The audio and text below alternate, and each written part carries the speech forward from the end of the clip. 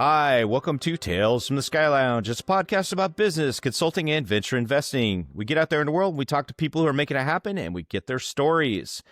And if you could like and subscribe, it makes our producer, James, super happy. And he asked me to mention our speedrun sister episodes, which Mike Martin, our guest today, is an early participant in. So we have a link in the bio down below, some short vignettes on practical AI.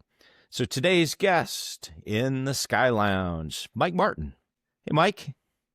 Hey, Todd. How are you? Hey, welcome to Sky Lounge. You had me. I'm a glutton for punishment to come back for round two of this. Yeah, it's always fun. Well, Mike, who are you and what are you working on? Oh, that is a profound question. So I am a fractional CMO. I work for an organization that you're familiar with called TechCXO here in Atlanta, as we're colleagues. And I work on a variety of different kinds of clients right now. I've got an emphasis on hospitality. It wasn't something necessarily I was, trying to focus on, but I've worked with a number of restaurant groups. I've worked with some hospitality tech, and I also do a fair amount of e-commerce and manufacturing clients as well. So I'm having a lot of fun working on a variety of different brands, different challenges. Wow. Yeah, and I don't know if you knew, I grew up in a Dairy Queen family, so definitely got the Did you hospitality. really? Yeah, I am Safe Serve certified, so I know how to wash my hands and cook meat. Man, I remember growing up at Dairy Queen. Yeah. Oh, the blizzards are the best. Heck yeah. Well, so you're from Atlanta, right? Does your birth certificate say Hotlanta on it? It does not. Okay. It does not. Yeah, I'm from a suburb of Atlanta, and very close to downtown. It's called Decatur. Wow. Yeah, it is a really cool town. It's one that I still, take my kids to, to go to events, have some, great meals, great little food town. But it's only about, a 15-minute drive from, downtown proper. But it's just a great, very, very liberally minded little oasis in Atlanta. Yeah. And it's kind of near Emory, right? Emory College. It is. Yeah. So that's kind of a neat part of Atlanta. I'm definitely out in the suburbs, not in the little rural inner city by any stretch. So well, I am too now. I mean, I live just a little bit, outside the perimeter here in Atlanta. Oh, wow. Yeah. Are you scared about that? Are you allowed to cross that border? It's so funny that there's such a identity marker for so many Atlantans, whether you're ITP or OTP. And I'm literally kind of right on the border of 285, so I find it funny, or I spend so much time ITP inside the perimeter. But, I'm definitely put in that box of OTP based on the community I live in. So your title placard says CMO, but I know Yes. you really have a lot of roots in creative, and that's kind of a differentiator. It is. And that's something we talked about on the speedrun episode previously. How did growing up in Decatur and that kind of neat creative environment, how did you find creative, or how did you figure out that was a thing that you wanted to pursue professionally? Yeah, I did it in a very kind of backwards way, to be honest with you. Decatur is a very artistic community. My parents, neither one of them I would call artistic, but I was certainly surrounded by it. And I actually went to school to be a landscape architect. No way. Okay. I worked for one in high school and just absolutely loved it. And initially was going to go to NC State. And switched my plan and ended up going to UGA, and it's a really respected program there, 5-year program, but they throw you right in major classes, and I was I was a classic freshman that was very interested in the social aspect of college. Yeah, I can only imagine. Yeah. So where I shifted gears is just by happenstance, my older sister had a friend that was doing an internship at a pretty well-known ad agency here in Atlanta, and I worked in the traffic department, and traffic morphed into project management. But I didn't realize at the time But I was so lucky to be in traffic because I literally ran paperwork from department to department to department. And, Okay. and these little like clear, cellophane pouches. When you start a new job, you'd have to run paperwork around. So the great thing for me was I got exposed to every different department and role within the agency. And I started feeling this sense of camaraderie with the creative team, and this art director took me under his wing, and I started asking a lot of questions about what he was doing. He showed it to me, and all of a sudden just, something clicked, and I said, oh my gosh, this is for me. So I followed that path and became an art director, which also required 2 more years of school after my undergrad. But Okay. yeah, but that's how I got into the agency world. Yeah. So, my, I guess almost stepson, Beth's son, is up at UGA right now. He's 22, and he encountered, I think it was accounting or one of those death classes, Oh. and quickly went from business to advertising in the liberal arts, so he may be following you in your footsteps up there at UGA, but he loves it. I'll tell you a really funny quick story about UGA and how our brains work. If we have a particular strength in one area, typically it has to give someplace else, right? There's other areas. I took an economics class. I think it was microeconomics. And I showed up for class every day. I studied, I went in for the first test. I was like the first one done, like pencils down, looked around like, boom, crush this, right? And when I was in Athens at that time, they would, print up on that paper. Remember the paper with the little holes in the side of it, and it went from, like green to white to green to white. And Yeah. so you'd go check what your score was, and it would start. So you had the last 4 of your social, which they would never do today either. And it would have like your rank, and then, your score. And so I went up and found mine, and it said 1. I was like, boom, crushed it. Top 1%. I knew it. Number 1. I was the bottom one. I failed this test so miserably, and went to the professor and said, what should I do? And he said, you should drop this class immediately because you'll never recover from that grade. Oh, crap. That's harsh. And you never looked back. No. And I was like, well, this is not what I'm suited to do. It's kind of divine intervention. Like, you need to go somewhere else. Right. And it wasn't even subtle. It was like a boot in the butt, Wow. like, don't do this. Yeah. Dang. Yeah. Well, it's funny how you find your path in life, but, eventually you get where you're supposed to be going. That's exactly right. So you got some really cool stories to talk about. I'd love to kind of get a couple of them out. So, so you worked in the big tobacco area. You want to talk about that? Yeah. So for those that remember this history, there was a lawsuit against Big Tobacco, and it created the Master Settlement Agreement. And from that, an entity was created called American Legacy Foundation. And the tobacco industry funded the campaign, to counter all the horrible things that we did, or that the industry did. And it was an amazing moment because we created the Truth Campaign, and I was working for an agency in Boston at the time called Arnold, and we collaborated with an agency in Miami called Crispin Porter Bogusky. But what was so much fun about kind of the psychology of it is the moment you tell a teenager not to do something, they're going to want to do it even more. So we had to figure out how to go about, messaging all the danger. And what we realized about teenagers, still universal today, is if you are what they consider two-faced, right? If you are manipulating a teenager, that's unforgivable.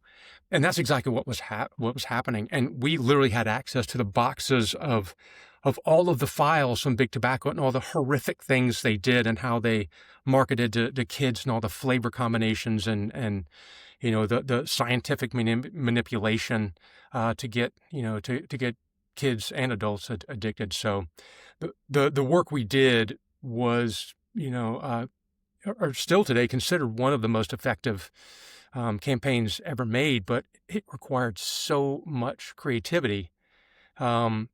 And the client, to the credit, gave us so much leeway. Now, we also had a team of lawyers we had to, we had to go through.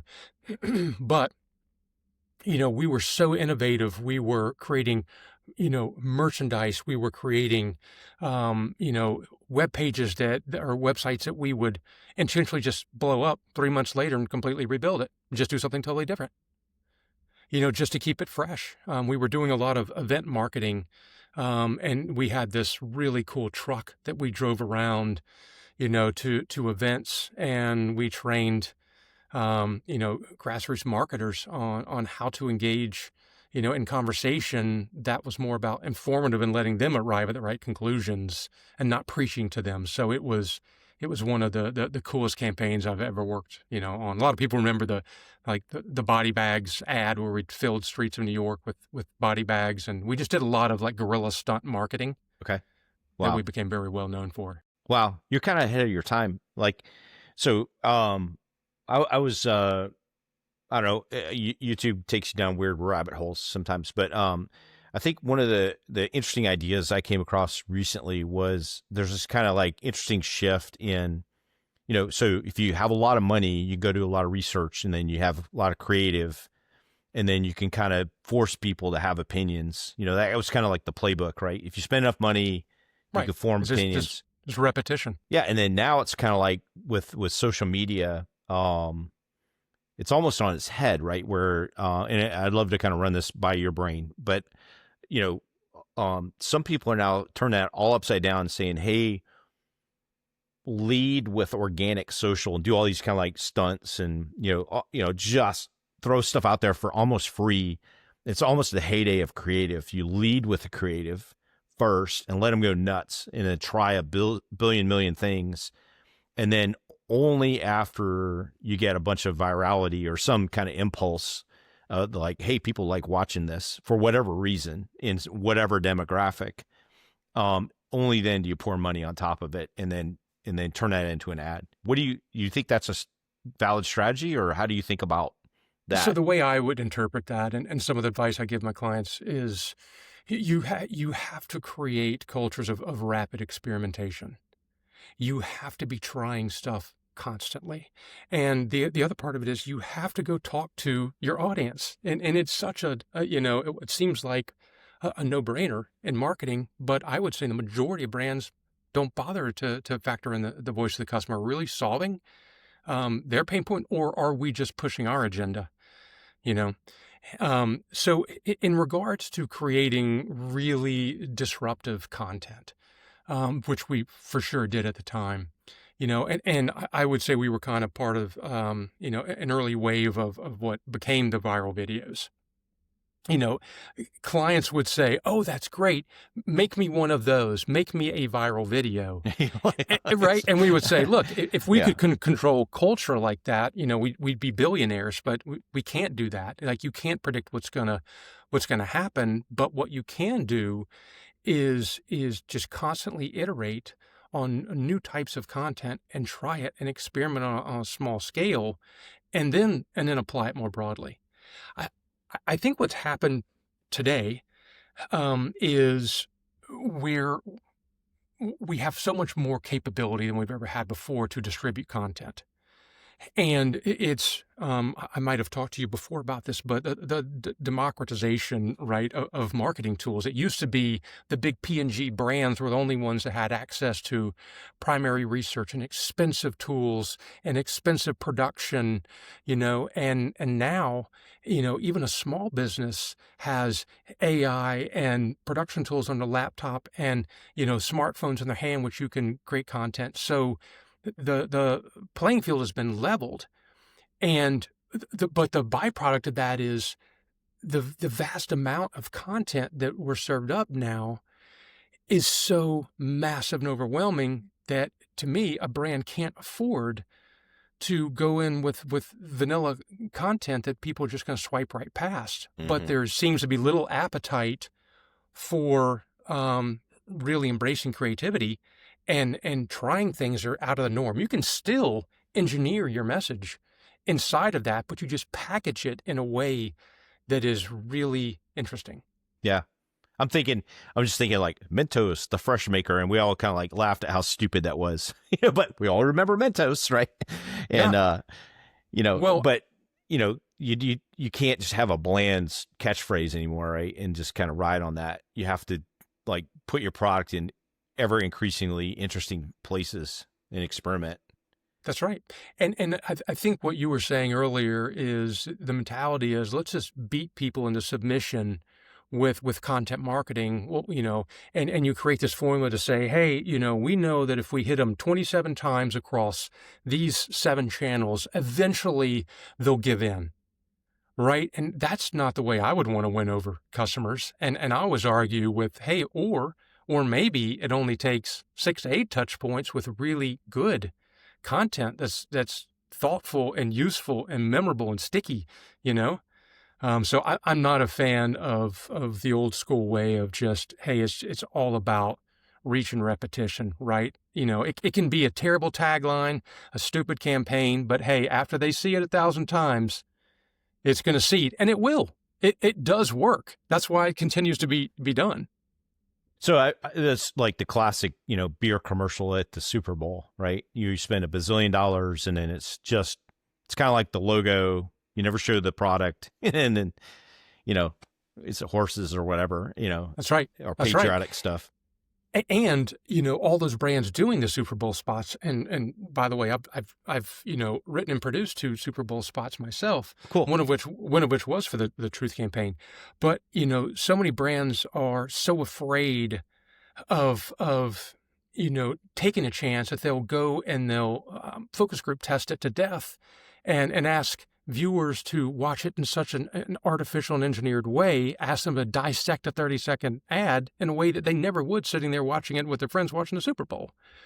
Right. And they're just terrified of taking a chance. Yeah. Well, I remember like you'd watch the Super Bowl and then everybody kind of, would just wait for the ads. And then you didn't want to get up and get pretzels, Oh, right. And then it kind of was like, oh, well, we kind of know what the ads are going to be. And then, the third quarter, you got to see this one ad for this new thing.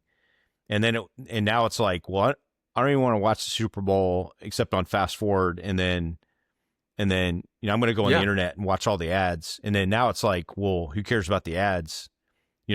Let's talk about the social media leading up to the Super Bowl. Like who's doing and saying something like nuts. That's it. It's and everybody pre-releases their ads in advance, and so it's not even a surprise. And now it's filled with movie studio promos and pharmaceutical ads. And it used to be, man, getting the money together for one Super Bowl spot was a really ambitious buy, and now you've got companies buying multiple ones. Yeah. So what's it like working in that kind of environment with a Super Bowl ad? Is that like high pressure? Is there any equivalent to that now?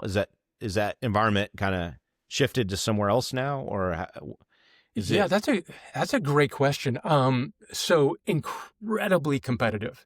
So within the walls of the agency, like if you were given that assignment, you really were given a golden opportunity, but it was always by design a highly competitive,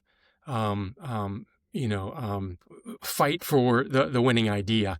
And so, there would be hundreds of scripts, presented round and round and round. And there's also a time when the client expected a heavy investment in conceptual time to get to the good stuff. You kind of have to get the easy answers out to start digging into more novel ideas.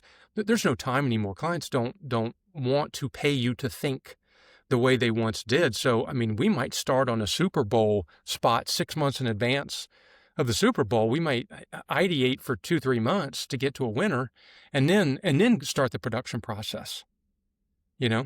I did a spot for Monster.com. They were launching a new service for hourly employees, and my idea eventually made it to the final round and was chosen by the client. And we went to LA, and it was like one of these just massive productions. We had 18-wheelers with the premier stunt driver of 18-wheelers. We had demolition teams that blew stuff up. We had all these stunts. We had the A-list director shooting this. And I think we spent $1.3 million on the production of a 60 and a 30, Super Bowl spot. And here's the real irony. That spot ran one time. No kidding. Wow. because it was the concept showed this 18-wheeler that was driving without a driver, and the voiceover was talking about somewhere there's the truck that has no driver, and in a cut and size little coffee shop, and there's a driver sitting there. It says, and somewhere there's a driver that doesn't have a job. So it's about marrying those two together. Yeah. Okay. So there was fun with this truck driving out of control. So the truckers union went ballistic, and said, we're so safe, and and you're portraying us like we're like, you did notice there was no driver behind the wheel, right? There was no union driver. Right. And the client freaked and made us pull it. So $1.3 million. No way. Ran one time. Wow. I wonder if that's on YouTube somewhere. And then it would be interesting to see if the long tail, like, more people have seen it because of the controversy after than that, Probably. that one day on the Super Bowl or whatever it was. And what's so funny is I have a cousin, and he is in trucking. His family has a trucking company, and the union immediately started reaching out to try to gain support, in protest of Monster.com. And I called him and I said, "Hey, did you see the spot last night?" And he goes, "Oh yeah, it's hilarious." And I said, "Did you find that in any way offensive?" He's like, "Nah, of course not.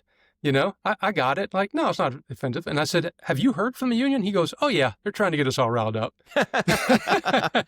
Hey, I think there's a LinkedIn article or something here, like from Monster.com to Monster Beverages, like how advertising has changed.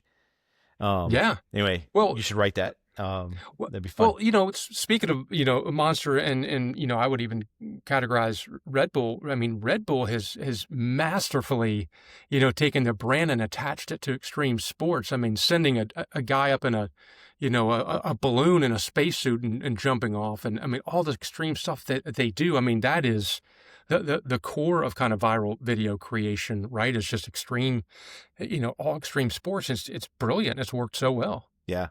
Yeah. Anybody doing anything kind of crazy, you're like, oh, that's probably a Red Bull commercial. It's almost synonymous now with, oh, that's awesome. And that's hard. That's hard to do. And it takes a while, in a big investment. And, is that an example of like, it's really hard to build a brand, but it's sustained effort over years. Right. And it only takes a couple things to kind of derail that. Right. And it takes courage. It takes tenacity to commit to a direction and stick to it and not flip-flop every 2-3 months and change your strategy. But the other big difference is, in this day and age, right, everyone has a platform. Everyone has a voice. There's a million ways that you can push a negative review out, for a brand. And if a brand thinks they're ever going to create breakthrough creative that's going to really drive revenue, but they're not going to get any kind of pushback from somebody, that is impossible. That's never going to happen. I would much rather, if I had a company, I would much rather, create content that drives conversation and dialogue, even if half of it is opposition. I mean, I'm not looking to, proactively offend people, but there's millions of brands every day whose content is swiped past. If you create content that people are talking about, even if it's, debating it passionately, that is a huge win. But a lot of brands don't think so. You get one negative, comment. It's like, well, we have 10,000 loves and this one person who's got a strong opinion. Oh, pull it down. Yeah. Yeah. You have the ultimate, we have access to the ultimate focus group now, which is everybody. Everybody on social media anyway, right? And then that's right. Why wouldn't you take advantage of that and then pour more money on top of that? Yeah, it's kind of interesting. Right. Yeah. So is generative AI is kind of the new thing. That's got to be a boom, but it's also kind of dangerous, right? It's cool because you can ideate more rapidly. It's also dangerous because you shouldn't just go with number 1, 2, and 3 and call it good, right? You still have to go through that filter of, okay, let's build this out a little bit and see. Has that been good for the creative, or has it kind of been weird, or is it kind of just another tool? Yeah. And we'll see where it goes, right? So I'll argue both sides of this, right? And it also kind of depends on what your role is in the industry, how threatened you are. As far as access to data and being able to process vast amounts of data, or tapping AI um, to just generate a larger volume of directions for consideration.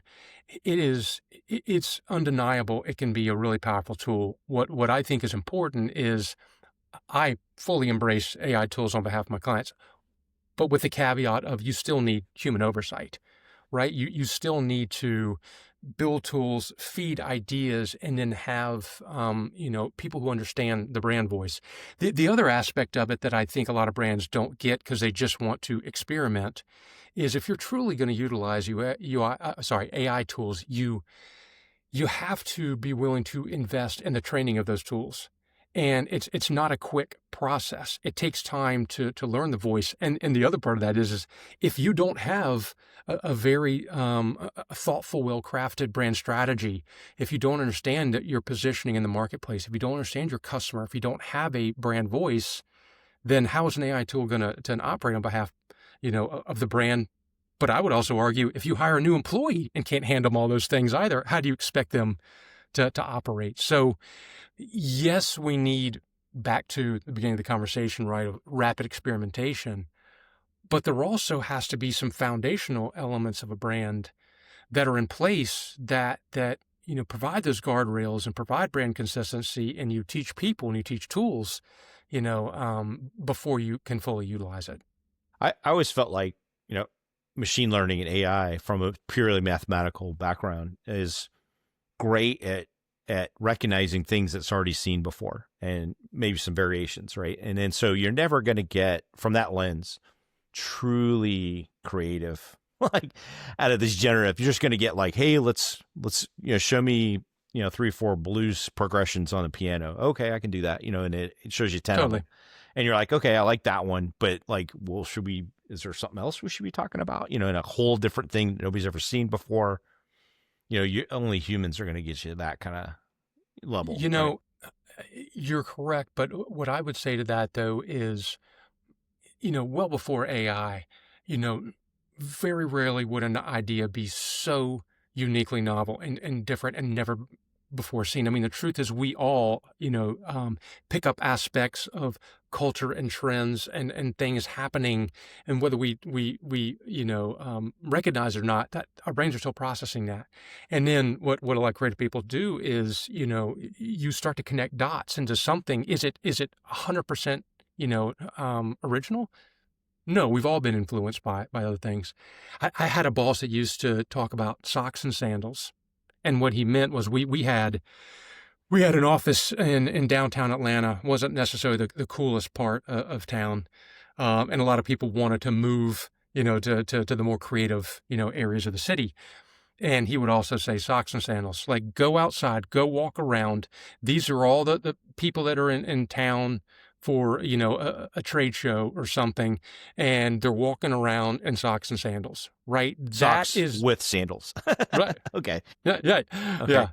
And he said that is the world, right? Like agency people, creative people often live in a bubble and don't even realize it, right? The conversations you're having, the what you consume, the movies, the music, everything, is not broadly adopted, right? You tend to be kind of more at the front of the bell curve.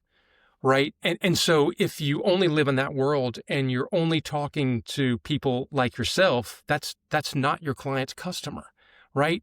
Go immerse yourself in their world and their brand and observe their customer and figure out how to talk to them in a unique way. Don't just build an echo chamber for yourself. Yeah. I was just thinking about, everybody's tries to get a hold of the young generation, right? So Gen Z is kind of the hot one right now. It's coming into money. You got to market to them.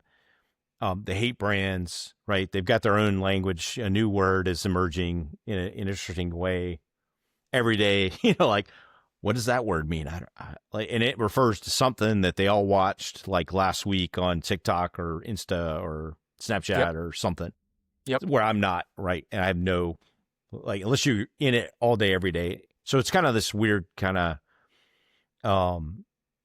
it's kind of like, yes, they have their own culture and you got to be in it and speak their language, but like they all want to be heard or they want to be understood. And then, so a Right. lot of times it's like, as older marketers, we don't understand, like there's a different way to communicate That's right. to that generation. And it kind of goes back to, Gen Z. If you market to Gen Z, you're not marketing to boomers or Gen X Right. or whatever, or millennials.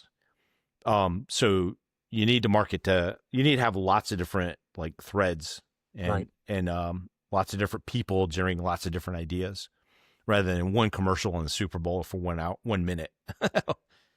Well, what I would say to that too, though, is it goes back to the importance of understanding your customer. Go talk to them. Don't make presumptions about them.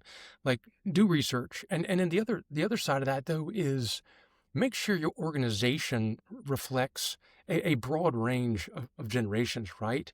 You don't have to have 30 years of experience in the industry to have your voice heard anymore. I think it's really important to bring people in to speak about their own experiences, and agencies and in-house marketing teams and brands, learning about these different generations.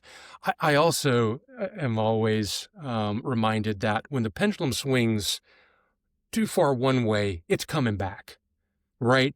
And all of the hyper consumption of generations of big houses, nice cars, second homes, all these things that, culture and society told us that was a definition of success.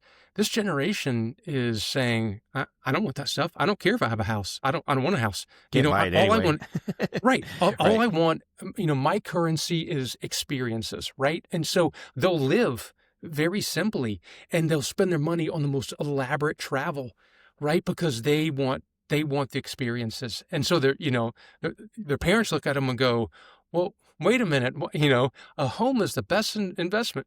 Is it? Is it, right? They're questioning everything. Plus, I also think the other place we're going is as we accelerate with AI and other technologies so fast, there is a growing demand for experiences where you slow down, right? There's adult summer camps now. There's young generations that now, the cell companies are offering you the version that's not a smartphone. It's just a phone. Flip phone. And Yeah. right. It doesn't have apps. And there's a growing number of young folks who don't have the same interest in social media and are smart enough, and they've seen it. It's almost like coming back to cigarettes, right? All the dangers, you can't say you don't know now. Right. If anyone who smokes a cigarette now says, "Oh, I didn't know they're bad for my health," is like, really? Yeah, you did. Right. Yeah. I mean, I doubt there's many 13-year-olds right now that haven't been exposed to some kind of message about the dangers of social media. So they're swinging back the other way. And if I was going to start a business tomorrow, I'd probably do something where, take people trout fishing, Yes. and camping and just, be free of devices.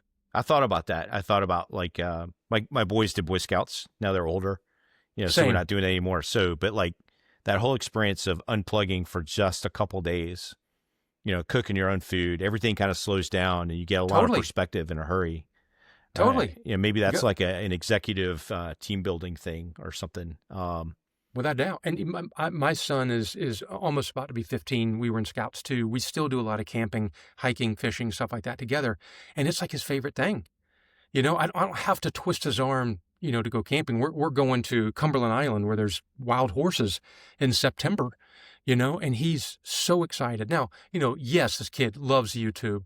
He loves, Instagram. He loves a lot of video games and stuff. But if you asked him, what's your favorite thing to do? He'd say camping and fishing. Yeah. Get unplugged. So for a while it was snap streaks, like you had to check in with buddies, and then you didn't want to go camping. You could not unplug. It's all the same terminology of addiction, right? And that's right. Maybe the pendulum's finally swinging back the other way, where we're recognizing it as a drug or as an addictive behavior. That's not social good. media. It's social media is like a cigarette. It is engineered to be addictive. Yeah, I talked to my 21-year-old, and he said, yeah, that whole generation grew up with a tablet in their hands at dinner or something, right? He said that's the worst thing. Like, we all hate that. That, yes, we grew up with it and now we're like rebelling. My kids will never have technology. It's like, okay, we'll see, Hollis. But, yeah, it's kind of funny to see how that reaction goes. Yeah. Hey, you had a cool story about an ice cream truck Yeah. that you wanted to talk about. You want to tell that story? Yeah, so this is back to the truth campaign. So one of the things, this is fact, not created, not manufactured, that the tobacco industry did was they did a lot of research around different ice cream flavors that they could enhance cigarettes with in That's order to sick. get, yeah, in order to get kids to smoke at a very young age. And so, in that kind of classic guerrilla style of marketing, we cast two young actors to dress up in, an ice cream, vendor's outfit, and we got an ice cream truck, with the old, bell, and they had the PA system. And while the spot was scripted out, they were driving down the road. We were really doing this in LA, and there was just, natural passerby, but they were delivering the script via the PA system, the intentionally crappy crackling speaker on top of the ice cream truck with that, terrible music playing. But they talked about, hey, did you know that the tobacco industry, actually used, explored ice cream flavors in order to get kids, addicted. And what happened is when you're doing a production in LA, you permit a certain area, right? And you have police officers there, that the production hires. But one of the reasons they're there is to make sure you stay within the footprint of where you're permitted to shoot. So we were doing a dry run with the talent. And we had them, and they were driving. One was driving, one was doing the talking, and they drove down, and they passed the point where we were permitted for, and they hung a left turn to go turn around and come back and do the whole reset and do the whole thing again. When they turned, there was an elementary school right there, and there was kids out on the playground. These were elementary school kids. And the talent had a microphone in their ear, and we were in Video Village, and we could give them direction. And I could see from the cameras we had on the ice cream truck what was happening, the natural reaction. And I said, start running the dialogue. Do it. Just start talking to the kids. Yeah. And they did. And the kids all immediately responded and started just running down the fence, listening to this message. And we couldn't have manufactured a more perfect and organic reaction to this message. Now, as I said, we were out of, compliance with production. So as soon as we cut, the production company said, hey, you can't use any of that because we don't have permission from the school, parents, kids, we're out of our footprint, whatever. And so we shot it as scripted. However, we said, wait a minute, what if we went to the school and said, all right, administration, what if we offered to buy you guys 10 new state-of-the-art computers in return for the school and the parents allowing us to do this? And by the way, this is a message that's really beneficial to you. And the client said, I don't know. Like, well, let's try. So sure enough, they agreed to it, and we got sign off, and we ran it. And that was one of the most effective spots, but it was never meant to be produced that way. But again, it's those happy accidents or those just moments of just go with it. Can't try plan it. Yeah. You can't plan it. Yeah. Wow. It was fun. Wow. And was that Super Bowl thing or just like a national spot? That wasn't a Super Bowl spot, but it was definitely one of their best performers. Wow. We won a bunch of awards for the, marketing awards for that campaign and that spot. And of course the client loved it once we figured out all that. Actually, that's awesome. Yeah. Once we could legally run it and get sign off, then it was Ice cream man. Yeah. Wait, tobacco. What? Yeah. Right. Right. So one of the things I was asking you in the show prep was, biggest challenge in your career, lowest low, highest high. And then it turns out that's kind of the same story, right? So you want to talk about your Maniacal Boss story? Yeah. Yeah. I've worked for some really, really interesting people in my career. And if somebody asked me, it's almost like that Matrix moment of, hey, swallow the blue pill and you'll never remember working for them, swallow the red pill, whatever. If you gave me that option of saying, hey, if you could go back and not have those experiences and not work for that type of person, would you take it? And I never would, not in a million years. I developed the thickest skin of just the harshest, most critical feedback of, people cussing you out, throwing your storyboards down the hallway, acting like they're, pissing all over your ideas, slamming their big Texan boots on the table. It was, it was the Wild West, truly, of behavior that would never be tolerated today. But I learned how to defend my ideas. I learned how to be resilient with incredibly harsh feedback, and I also learned, how to understand the importance of selling ideas internally before they even went externally. But, that was the first crazy boss. The second crazy boss I worked for, was just the most abusive, leader. I mean, just every moment he could take to just destroy someone's confidence and just tear people down, in group perspectives. I mean, it seems like that, that would never happen today, but at the time it did. And I made a decision that I just wasn't going to tolerate that anymore. And I didn't create, confrontation just for the sake of confrontation. I did it because my team and people who had worked incredibly hard deserve better. And so I started standing up to him. And as most bullies, do, they can't stand that. And he would literally turn beet red, slam his hands down, and look at me like, if he could have ripped my head off and killed me in that conference room and gotten away with it, he would have.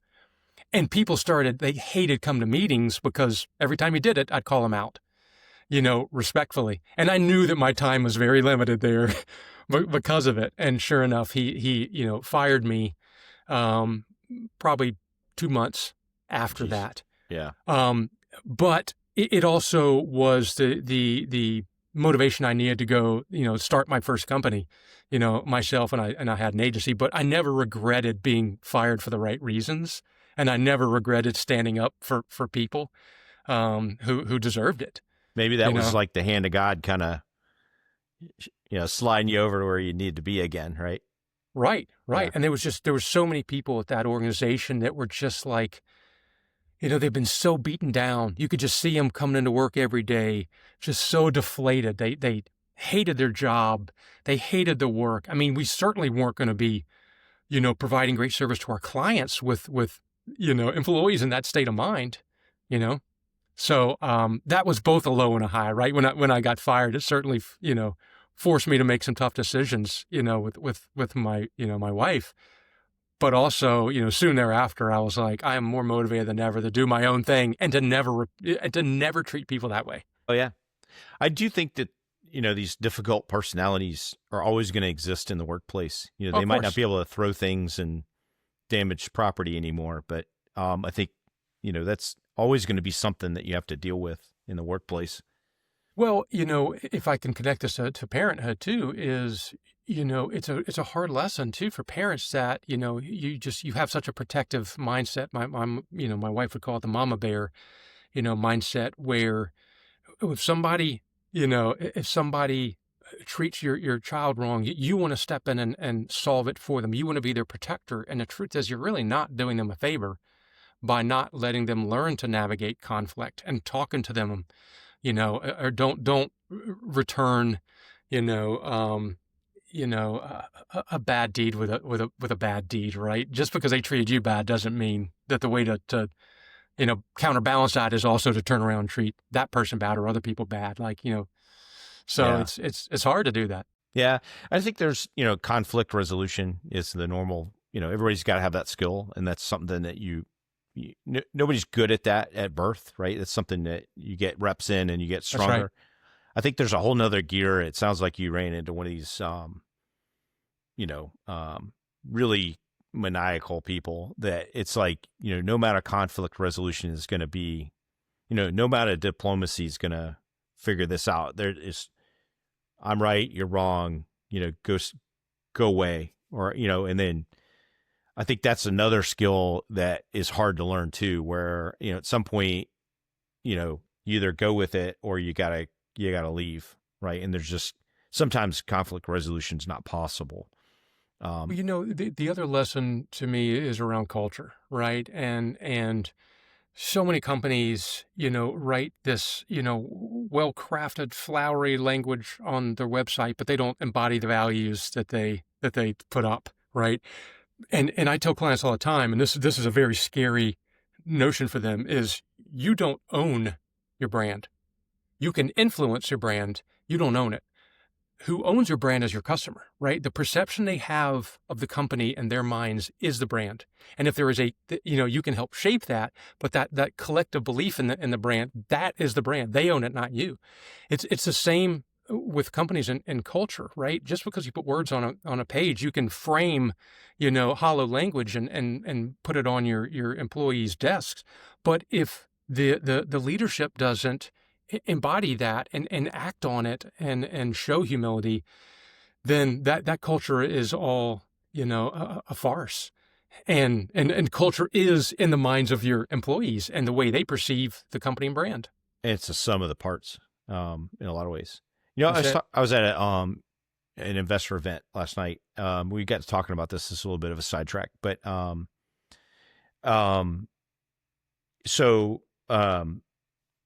talk about turpentine media. It's kind of this new phenomenon. It's a network of podcasts that Andreessen Horowitz put a bunch of money down, and it was it's kind of a spin in is kind of a good way to think about it. But a couple folks, Totenberg is one of the guys, used to work in a couple of portcos, said, hey, this is creating public is an ethic. We talk about that. And then organic social, somebody wants to see a personality on the screen that we can relate to personally. And then, so that was the idea, right? And then, so I think that's a super powerful thing. Let me put a pin in that. I'll get your perspective on what that means. And now Andreessen Horowitz is bringing that in as a function, much like we used to have advertising and sales and marketing. Now we have creative social. It's got to be a brand, an influence, B2B influencer kind of thing. But then I got to talking, and we'll come back to that, but I got talking about Coca-Cola, right? Okay. So we're in Atlanta, Coca-Cola man, you used to love elementary school when the Coca-Cola man would come in his little pickup truck with ice cold little bitty bottles, and you get your pencils with Coca-Cola on them, and do not say the P word. We don't know what that is, right? The blue P drink. Like we don't say that anywhere near downtown Atlanta. That's right. And then, going from that kind of brand loyalty, anybody that was in Atlanta, pre Y2K, super loyal. Can't imagine like even calling it, anything, but it's not soda pop, it's Coke. You want a Coke, Right. generic. Right. Somewhere along the way, they lost it. Like who was the guy that ran Coca-Cola during that era? Gosueta, right? It's a Gosueta School of Business. Everybody knows Gosueta. And then something happened.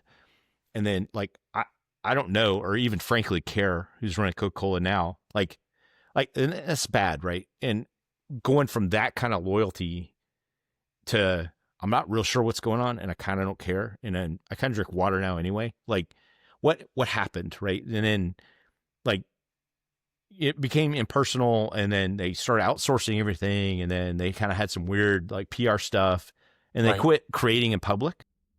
Right. That is the ultimate global brand for generational global wealth brand. That kind of is, they kind of lost it, right? And, but that's an example of culture is totally. Totally. And I've worked on many of their brands, over the years. And it's funny. I feel like, our conversation keeps always going back to cigarettes, but there is a connection here. And that is, why did soda not receive the same level of scrutiny that cigarettes did? Right. Whether it's, the red can, the blue can, or any can, high fructose corn syrup and all the stuff in classic soda is horrific, and it's a huge contributor to, diabetes and other weight issues.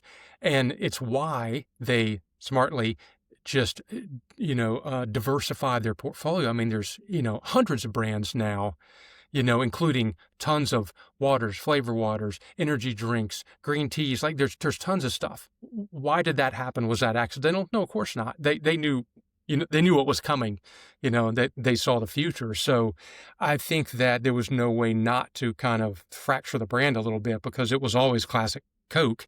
That was what they were known for. But now the real future value of the company is in this massive portfolio of brands. So it's harder to be that company they once were. Mm-hmm.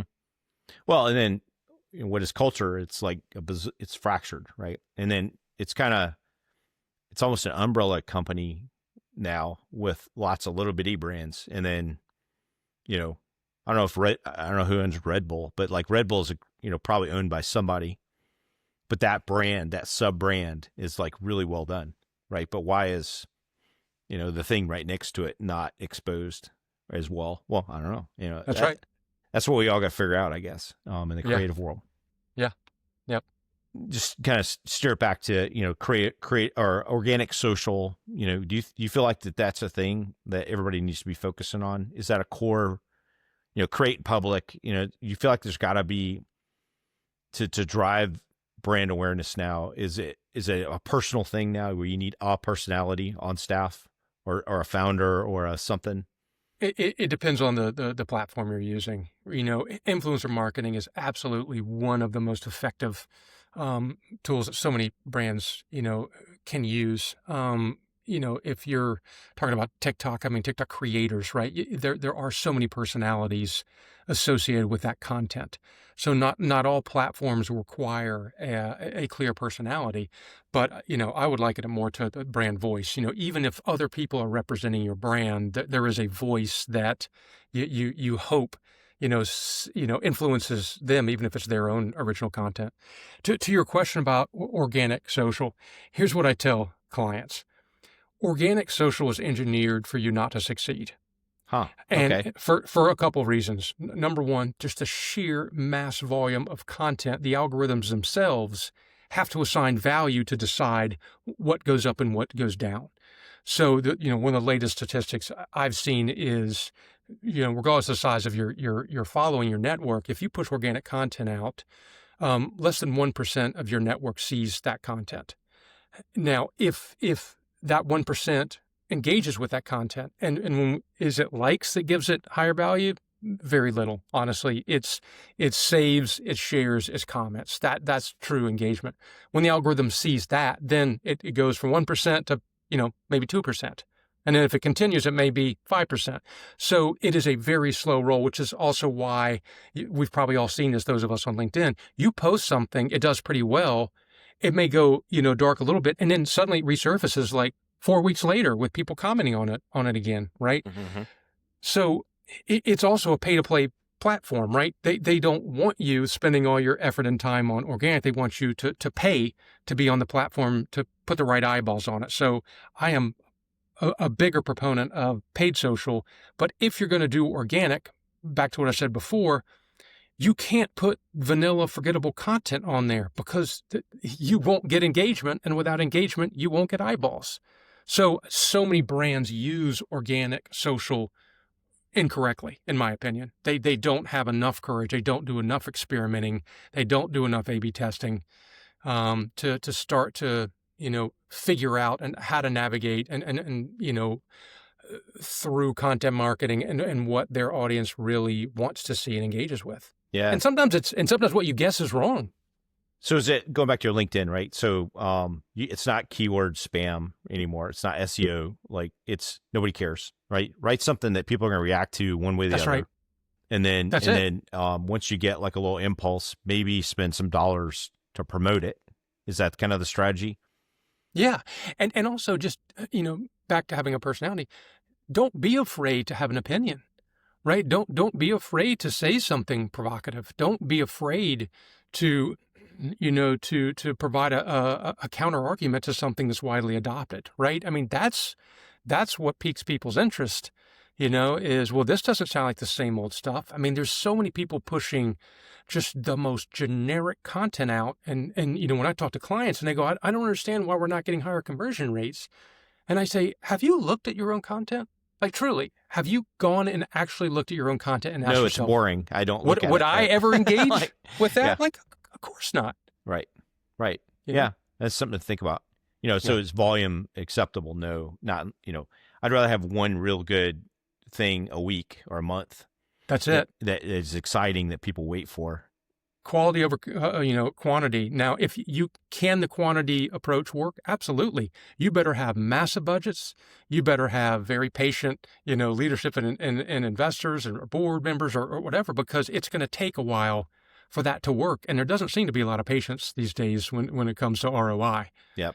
Right. So I would argue it's far riskier to create unmemorable work than it is to take a risk and do something provocative and create dialogue and have some, awareness around your brand because you had the courage to take a chance. Yeah. I like the, VO3, with the Yeti and the, the Sasquatch and Yeti, adventures in the woods, that was kind of fun for a minute, but nobody really there wasn't really an act 2 to that, right? It was great at promoting that one product, but then nobody replicated it, even though they gave all the scripts on how to do it away. Right. Well, Liquid Death came out with that, recent ad that was 100% AI. That was, come on, it was so well done. The dialogue, between the two, the two characters, turned out to be father son, but it's undeniable, that the production capabilities of AI are extraordinary. Are people losing their jobs because of it? Yes. I know it's not a popular thing to talk about, but it is happening, for sure. Right. Well, it's the grindy parts of the job that are going away or becoming highly automated, right? So you don't have a guy with a clear plastic envelope traveling between departments anymore.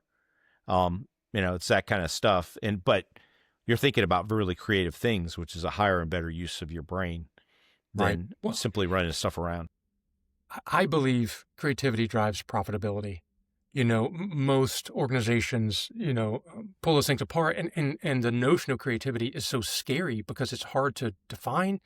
It's hard to put process, around, because they think creativity only happens when there's a blank canvas and no rules. And that couldn't be farther from the truth. The best creativity happens when there's a clear set of goals and KPIs and guardrails to work within, because then as a creative person, it's easier to nail the solution within the confines of a project versus saying, hey, just go do something. That's the worst assignment ever.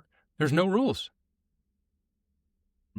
I want to ask you about your Food Network experience and the spin out. Can you tell us a story about that little company? You started a little company. Yeah, absolutely. And they had a little llama drama toward the end, it sounds like. There was a period in my career where I was doing a lot of branded content, and I had a partner, and we would work with networks, like Discovery, and or Nat Geo, right? And what they would want to do is they would take a property, like, for example, there was a show called Rocket City Rednecks. And they would say, hey, we want to take these characters, we want to write some episodic content, and we want to connect the brand and the show, and so we were writing and producing that. I had an ulterior motive in doing that work, and that's because I wanted to pitch show ideas. Okay. And so we were doing some work for scripts. And I came up with this concept called Pan Pals. And so, like the old pen pal, it's a spin on it, right? It's the idea that food connects us in a way that few things really can, especially, when we're just, so vastly different. Like, you could take a New York socialite with a passion for Cajun food, and, her pen pal can be a mailman, in Baton Rouge. And that shared passion for that type of cuisine can be all they need to have a friendship and become pen pals. Okay. So the show, progressed to the end, and then the attorneys got involved, and they said, wait a minute, we don't want outside co-IP ownership. They didn't like that. That wasn't their model. So, we're at the 1 yard line and it gets killed. Oh, no. So my contact at Scripps said, Mike, this is such a beautiful idea. You got to do something with this. So I took that and turned it into a social network, essentially connecting foodies where, you pun intended, feed, your pen pal and then feed the community with your content. And it did still have a show component. So yeah, that was my first kind of tech startup, and, tried to get that off the ground for 2 years and learned some incredible lessons. Wasn't successful, got a couple of the wrong people involved, had just an amazing partner. But, boy, if I could go do it again with what I know now. It's hard. It's hard to get the right combination of everything. Startups are difficult. It's easy to get going. It's hard to really get off the ground and get momentum. Yeah. Yep. One last thing I want to ask you about. You mentioned you had a kind of a stint in government where you were in DC for a minute, and then the dangers of outperforming in a government. You want to talk about that? That sounds like an interesting story. Yeah. So I worked on a presidential campaign earlier in my career. It was Mayor Bloomberg, who I have tremendous respect for. Ultimately, he decided not to run because this individual named Barack Obama that no one really knew about emerged and became quite a force of nature, right? But in the course of working on that campaign, I met some friends to this day in DC, and there's a wonderful agency called Elevation, and they're a multicultural agency. And so I partnered with the founder, and we did a lot of work for Homeland Security, U.S. Customs and Border Protection. We launched new travel campaigns for them. But this is a perfect example of, you take a client that you never would imagine could buy creative ideas, and that would be Uncle Sam, right? The federal government, they would never buy creativity. We didn't accept that as an answer. And so the campaigns we worked on, and the goals were enrollment numbers for the new travel campaign. It was called WITI, the Western Hemisphere Travel Initiative. And we created a lot of really innovative content and sold the client, very creative solutions, but it was also incredibly strategic. It delivered the message in a compelling and sticky way. So we had initially, I believe it was a 5-year contract, and we exceeded the numbers so quickly that they defunded the whole program. And when we reported on it, we were thrilled by the numbers. We thought they will equally be thrilled to see an adoption rate, I don't know what it was, 30x of what the goal they set. And instead, the reward was, well, gosh, we don't even need to, we've done so well and exceeded all expectations. We don't even need to continue this program.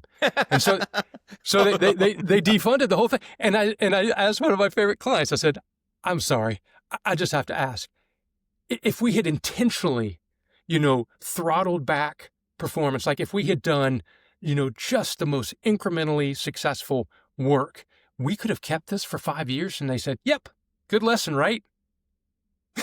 Ouch. Never again, Ouch. huh? That's right. All right. So it's about travel and get out there in the world. I know you probably have a couple of DC related travel stories. You got any great travel stories you want to talk about? Well, I tell you, one of the most memorable DC ones was, I flew from Atlanta to Reagan National so frequently. I was up there, almost weekly. And as you can imagine, during the winter, like so many cold cities, you get stuck. But Snowmageddon, for those who are in Atlanta, remember that horrific snowstorm. So I was in DC trying to get home and couldn't. And meanwhile, my poor wife, it took her 6 hours to go get one of our kids off of a school bus because the school bus was stuck. And the school bus wasn't that far away, but the roads were so treacherous. And it took her 6 hours to go, get this elementary school child off of the school bus. So meanwhile, I'm stuck in D.C., thanks to the, social media, I found a friend that was like also in DC. I didn't even know it, different industry, stuck. So we were like going to bars, having great dinners, went and saw a movie. I talked to my wife who's just like, she is truly scarred by that experience. Oh yeah. And so I was living it up and she was in wintry hell, but there's nothing I could do to help. Yeah. Just can't get there. And then I think you went swimming with some pigs recently, right? Wasn't that a fun one? We did. This summer, we took the kids to Exuma, which is one of the islands in the Bahamas. And, I think many people have seen footage of this island where these native pigs live. And you pull up in a boat and, your guide will hand you a bunch of carrots and, they are swimming out. And they're much better swimmers than I would have anticipated. What I didn't realize, though, is, and I should have, some of these pigs were like probably 400 pounds. No joke. Enormous. And so it's like a car swimming at you, and they've got these little legs, and while they're a good swimmer, they can't turn. Okay. So the moment you put a carrot in their mouth and swimming, you've got to shove them away from you because they'll just crash into you. And no. you have an 85-pound kid standing there feeding a carrot to a 400-pound pig. They're going to lose in a game of chicken. Freight train with no brakes. Yeah, that's right.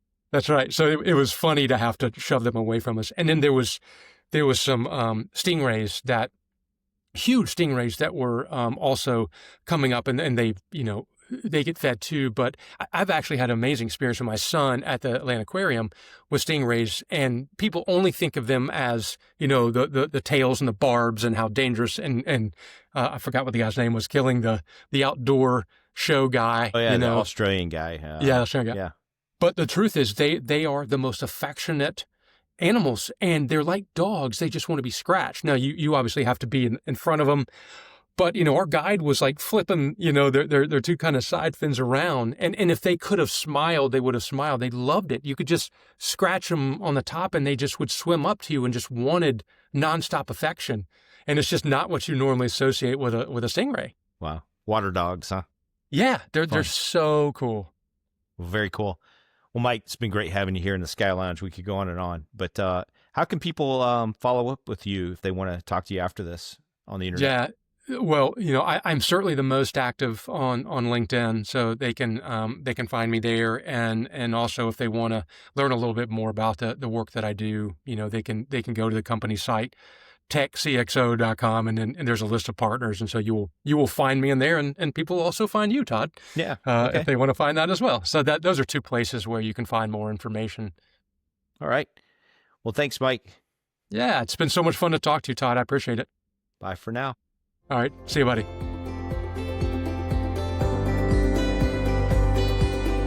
Thanks for joining us in the Sky Lounge. Please like and subscribe to hear more from Tales from the Sky Lounge here and anywhere else you get your podcasts.